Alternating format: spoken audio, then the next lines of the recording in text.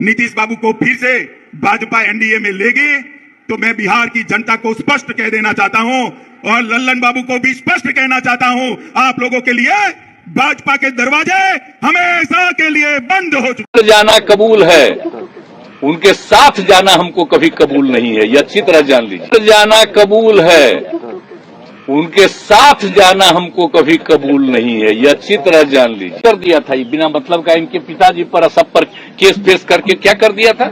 मानसिक संतुलन वो खो बैठे हैं। हो गया नीतीश बाबू को, निमन रहता है तो निमन भाषण देते हैं, चढ़ा लेते हैं गाजा तो दूसरा भाषण देते हैं। जितना अश्लील उनका बयान विधानसभा में था उससे कहीं ज्यादा अश्लील विधान परिषद में था। मुख्यमंत्री जी भी किसी माँ के गर्भ से पैदा लिए थे और उस माँ से जाकर पूछे कि वो माँ कैसे उनको पैदा की थी। अपने प्रदेश को एक ऐसे व्यक्ति के हाथ में नहीं छोड़ सकते हैं जिनका मानसिक स्वास्थ्य ठीक नहीं है।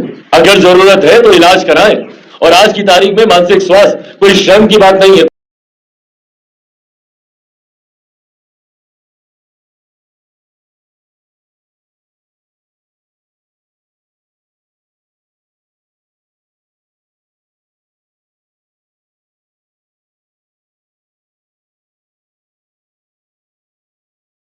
फिल्म का हीरो देखे हैं, बीच बीच में आमिर खान को यादाश्त कराया, तो आजकल उनका यादाश्त चला गया। हम लोग कहते हैं मेमोरी लॉस किया, बीच बीच में उनका मेमोरी खत्म हो गया।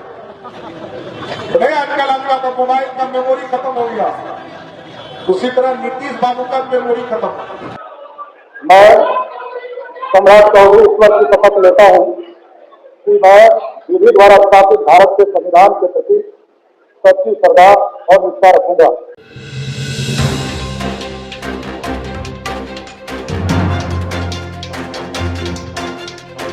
हैसियत है, जिनकी हैसियत है वो एक से भी ज्यादा बाप रखते हैं। एक घर में, एक दफ्तर में, एक दो बाजार में, एक एक हर राजनीतिक दलों में। ये हरिशंकर परसाई के बोल है। वहीं उन्हीं का कहना है कि केवल सीट तथा सत्ता के लिए जो पार्टियां चलती हैं, केवल सीट तथा सत्ता के लिए जो पार्टियां चलती है, उनमें राजनीतिक कॉल गर्ल होती है, बाजार में बैठी खुली बेस्याएं होती है। ये दोनों जो बातें हमने आपको बताई, ये दोनों बातें हरिशंकर परसाई के बोल है और वे राजनीति के काफ़ी अच्छे व्यंग्यकार कहे जाते रहे हैं। और आपको बताते चले कि आज की राजनीतिक परिप्रेक्ष्य में उनकी कहीं बातें कहीं ना कहीं सत्य साबित होती हुई प्रतीत होती है। आपने वीडियो के शुरुआत में देख लिया होगा कि जो सम्राट चौधरी पहले नीतीश कुमार को गजनी फिल्म का हीरो बताते थे, जो सम्राट चौधरी पहले नीतीश कुमार को मेमोरी लॉस मुख्यमंत्री बताते थे, आज उन्हीं के सरकार में वे उप मुख्यमंत्री पद की शपथ ले चुके हैं। जो चिराग पासवान पहले नीतीश कुमार को पागल खाने में जाकर इलाज करने के लिए बताते थे, कहा करते थे कि उनका मानसिक संतुलन खो चुका है, उसी चिराग पासवान को आपने नीतीश कुमार के पैर छूते देख लिया होगा, हंस हंस कर बातें करते हुए देख लिया होगा। जो भाजपा पहले नीतीश कुमार के लिए जो अमित शाह कहा करते थे कि कान खोल करके सुन ले नीतीश कुमार और ललन सिंह, कि अब भाजपा के दरवाजे नीतीश कुमार के लिए सदा सदा के लिए बंद है। शायद अमित शाह ये कहना भूल गए थे कि हमने दरवाजे तो जरूर बंद कर लिए हैं, लेकिन हमने खिड़की खोल रखी है और उस खिड़की से नीतीश कुमार कभी भी एंटर कर सकते हैं। जो नीतीश कुमार कहा करते थे कि मिट्टी में मिल जाऊंगा, मर जाऊंगा, लेकिन कभी बीजेपी के साथ नहीं जाऊंगा, वो नीतीश कुमार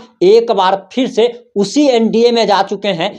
जो नीतीश कुमार कभी नरेंद्र मोदी के, प्रधानमंत्री नरेंद्र मोदी के डीएनए पे सवाल उठाते थे, और जब कभी प्रधानमंत्री नीतीश कुमार के डीएनए पे सवाल उठाते थे, आजकल दोनों फिर से गलबहिया मिल रहे हैं। और नीतीश कुमार ने तो यहाँ तक कह दिया कि वह अपने पुराने घर में लौट आए हैं। आखिर इस राजनीतिक परिप्रेक्ष्य में सबसे बड़ा मूर्ख कौन है, तो आपको बताते चले कि इस राजनीतिक परिप्रेक्ष्य में सबसे बड़ा मूर्ख जो है वो किसी भी पार्टी का कार्यकर्ता है, कोई भी आम जनता है, जो कि अभी के राजनीतिक परिप्रेक्ष्य में सबसे ज्यादा मूर्ख है। और ये नेता लोग जो हैं वो आप कह सकते हैं कि जितने भी पार्टी के नेता हैं, ये इनकी लड़ाई जो होती है ये सिर्फ जनता के सामने होती है, बाद बाकी पीठ पीछे पर्दे के पीछे ये लोग गले मिलते हुए दिखते हैं। और ऐसा इसीलिए क्योंकि इन लोगों का तो टर्म ही ऐसा बंधा हुआ है कि कभी आप सत्ता में रहे, कभी हम सत्ता में रहे, यानी कि दोनों मिलकर राज करेंगे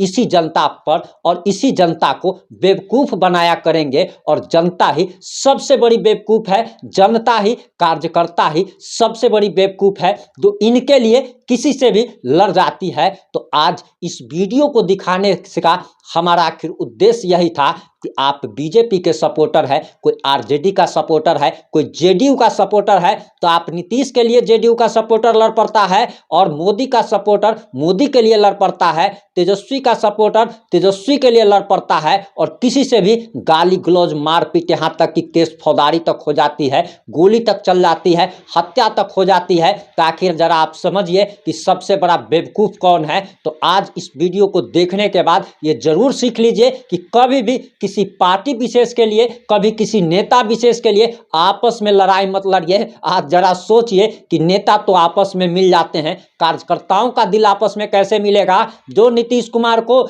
सम्राट चौधरी पानी पी पी कर गाली देते थे, आज कैसे ये लोग गले मिल रहे हैं। ये लोग भले ही परिस्थिति का तकाजा बताए, राजनीति का तकाजा बताए, लेकिन आपको बताते चले कि इसी राजनीति के बारे में पप्पू यादव ने कहा था, इसी राजनीति के बारे में और राजनेताओं के बारे में पप्पू यादव ने कहा था कि नेता होने का मतलब है दोगला हो जाना, नेता होने का मतलब है धूर्त हो जाना, नेता होने का मतलब है दुष्ट हो जाना। और आज के राजनीति में कोई भी एक ऐसा नेता नहीं है जिसमें सुचिता बची हो, जिसमें नैतिकता बची हो। और यही तेजस्वी यादव जो कि साल 2017 में जब नीतीश कुमार महागठबंधन से निकल गए थे, तो यही तेजस्वी यादव और तेज प्रताप यादव पानी पी पी करके नीतीश कुमार को गाली देने का काम करते थे, पलटू चाचा कहा करते थे, गिरगिट कुमार तक नाम रख दिया गया था। वही नीतीश कुमार फिर से 2022 में जब तेजस्वी यादव के साथ महागठबंधन के साथ जाकर के सरकार बना लेते हैं, तो आप समझ सकते हैं कि सारे नेता जो हैं वो थुकचट्टा हैं। जितने भी नेता आपको दिखाई दे रहे हैं, चाहे किसी भी पार्टी के नेता हो, ये सब के सब थुकचट्टा हैं। इनकी किसी राजनीतिक पार्टी से लड़ाई नहीं है,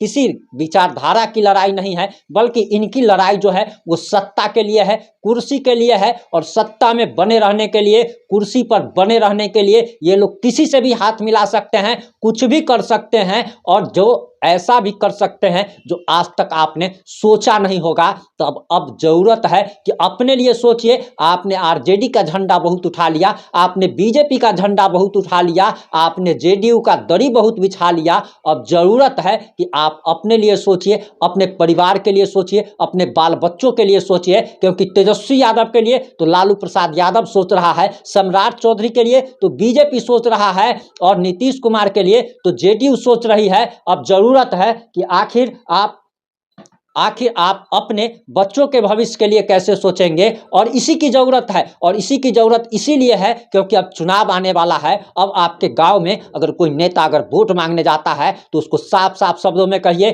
कि जो हमारे यहाँ रोजगार लाएगा, जो हमारे यहाँ शिक्षा व्यवस्था, जो स्कूल की शिक्षा व्यवस्था है उसमें सुधार लाएगा, जो हमारे नज़दीकी अस्पताल है उसमें सुधार लाएगा, जो हमारे गांव की सड़क बनवाएगा, जो हमारे गांव की नाली बनवाएगा, जो गरीब लोगों को प्रधानमंत्री आवास योजना का लाभ दिलवाएगा, जो व्यक्ति, जो नेता हमारे जिस व्यक्ति को राशन कार्ड नहीं बना हुआ है, जो राशन कार्ड बनवाएगा। और सबसे बड़ी बात कि जो कि सहारा इंडिया में जो पैसा फंसा हुआ है और वो अमित शाह ने दावा किया था, वादा किया था भारत की तमाम जनता से कि आपको 45 दिन के अंदर और 45 से 60 दिन के अंदर आपका पैसा लौट जाएगा। आखिर वो पैसा क्यों नहीं मिल रहा है? और जो ये पैसा, आप सबसे पहले जान लीजिए कि सहारा इंडिया में पैसा किसका फंसा हुआ है। सहारा इंडिया में पैसा उन लोगों का फंसा हुआ है जो लोग मध्यम वर्गीय हैं, जो लोग गरीब है। और इस पर हम आगे भी रिपोर्टिंग करते रहेंगे क्योंकि सहारा इंडिया में सब गरीबों का, मजदूरों का पैसा फंसा हुआ है। इन नेताओं से सवाल कीजिए और अब अपने हक और अधिकार के लिए लड़ना सीख लीजिए, और नहीं तो सदियों से ये नेता हम सभी को बेवकूफ बनाते आए हैं और आगे भी बनाते रहेंगे। इन सारे मुद्दों पर आपकी क्या प्रतिक्रिया है? अपनी प्रतिक्रिया देना मत भूलिएगा।